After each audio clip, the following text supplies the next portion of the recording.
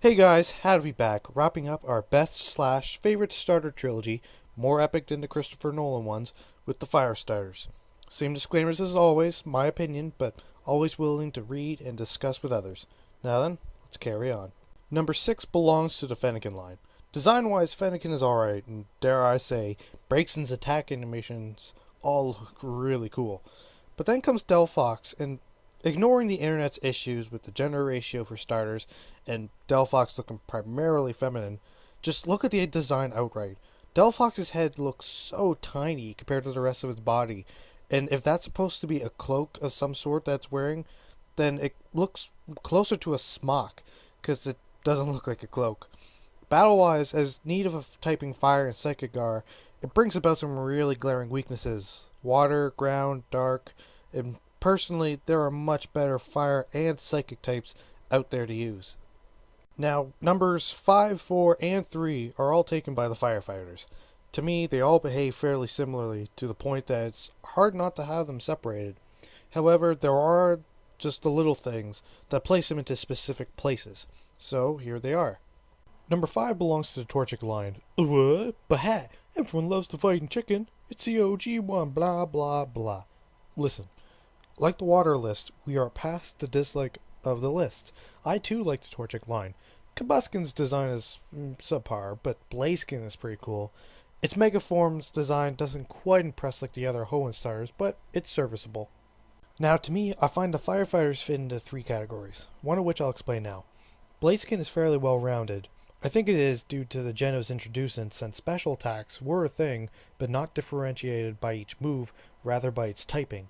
So when a very physical sounding move of Blaze Kick was introduced, it was hard not to compensate for the lack of special without making Blaziken completely trash. And that's all well and good. A jack of all trades but master of none is all well and good, but everyone raving, at least when Blaziken's Mega Form was introduced, about its speed boost ability, I couldn't help but question why. Speed boost, I find, isn't that good unless you're planning a clean sweep with Blaziken and have no intentions on switching out. And even then, after 2 or 3 turns, Blaziken's usually faster, making its ability useless by that point. I don't know, probably the most I'll ever delve into true hardcore competitive Pokemon, which I am not. Number 4 belongs to the Tepig line. I really like all 3 pigs' design here. Their colors and accents all work really nice, and I especially like Emboar'd's Collar of Flame. I don't know what it is with Emboar'd and Superior having, no pun intended, superior collars, but it's pretty hot. What is wrong with me today? Anywho, this firefighter style of play I find is more of a tanky approach. Hence by its bulky design, I kinda like that. He can dish out the hurt while taking some on the side. Number 3 belongs to the Chimchar family. Rounding out the firefighters is one of the more impressive designs of the firefighters, if not all the fire types. More specifically, a design based on Sun Wukong. That alone is pretty awesome. And even leading up to that point, Chimchar's design is really good, Monferno's is really good, and they're just great precursors to Infernape's design. Fighting style wise, it boasts high attacking power and high speed, but kind of a glass cannon in the end, which is something that could get really fun if you know how to set up Infernape. Now, again, like the water starters, I had issues trying to decide on my number 1. If it was before Gen 6, my decision would have been a lot easier, but since then, one of these starters has gone over some fun changes. So before I go deciding, let's talk about why these 2 are so high up. The Charmander line is by and by probably the most recognizable Pokemon besides Pikachu, and rightfully so. When you think of the term pocket monster, Charmander, Charmeleon, and Charizard all fit that bill to a T. A large flame dragon that, well, a large flying lizard is a dream I think most little kids would love to make a reality.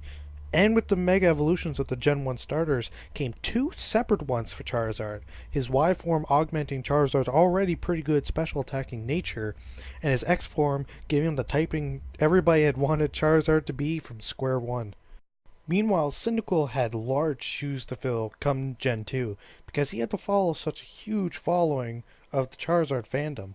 And to me, I think this line did an admirable job doing so. Its color scheme mixed with a creative use of its fire, as its quills is probably one of my favorite uses besides maybe Infernape's crown. And while a dragon is something that in people's mind is immediately intimidating and awesome, Game Freak actually managed to make a porcupine look equally as terrifying, if not more so. But in the end, like always, one's got to be better than the other, and to me, this choice can be made by one seemingly minor thing. The fact that Charmander is going to take number 2 here is because while they've always been half decent throughout the ages, it took until Gen 6 in 2 Mega Evolutions in order for people to re-notice them. And even then, it took the Megas to make Charizard competitively viable. But not both. It's actually the simpler Mega is Y-form that is preferred competitively, mostly because adding Dragon type gives Charizard way too many weaknesses. Meanwhile, our winning group in the Cyndaquil family just holds together through and through. A solid design and good mixture of special and physical attack, with Typhlosion also being able to learn the different elemental punches for a nice array of coverage. These guys are just one solid foundation for me, and I wouldn't want it any other way, and that is why Cyndaquil takes number 1. Now, before I go, from the time I made the water starter video to now, not only have the first evolutions been released, but both evolutions for the starters for Pokemon Sun and Moon were released, so I want to just do a quick first impressions review of them. Rowlet had always been super dapper looking, everyone's fairly pleased with its design, fairly simple. Then came Dartrix, and he upgraded from dapper to extreme poshness. What was neat about these ones though was that its grass flying typing, only ever seen previously on Tropius, but it loses that typing for Grass Ghost with Decidueye. A cool design, I just wonder why there's a sort of downgrade from sassy burlesque style to a hoodie and bow and arrow, and from Grass Flying to Grass Ghost when we had 2 different evolutions line in this last generation. Litten's design had been met with some mixed reviews. It's alright, nothing to cry to the hills for. Now, before I get to Torracat, leaks came of the designs of the final evolutions, and when people saw what Litten might become, people flipped. No one wanted another firefighter, myself included, but some people called them fake, while others hoped that it would be some other typing. Then, of course, came Torracat, and people got pretty excited. A natural-looking evolution, Torracat's collar fire hairball thing looked pretty unique. Finally, to some people's enjoyment or dismay, came Incineroar, the leaked design fire dark type Pokemon. Its design is again alright, but what I really like is its super fluent animations. It's actually quite mesmerizing. Finally, Popplio won my attention with its cocky and smug attitude upon reveal, but besides that, Popplio was also just damn adorable. Then came Braixen. Now, while I still enjoyed how Braixen behaved and its design, others had the same issues as did the Fennekin line. Its somewhat feminine design wasn't boding well with most. So then came Primarina and people flipped.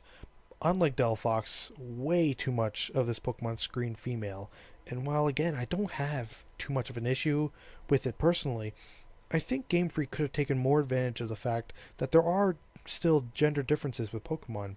I'm still Team Popplio all the way though. The design itself doesn't hurt me. In fact, I really like its overall performer influence on it. I just hope that its design doesn't hurt it in the long run like I think it did with Delphox. So that wraps up the starters, as well as my first thought on the Alolan starters. But there's many more things I want to discuss about with not just starters, but many things Pokemon. So stick around and see what I have whipping up. But until then, thank you all for watching, and until next time, always look both ways before crossing the street.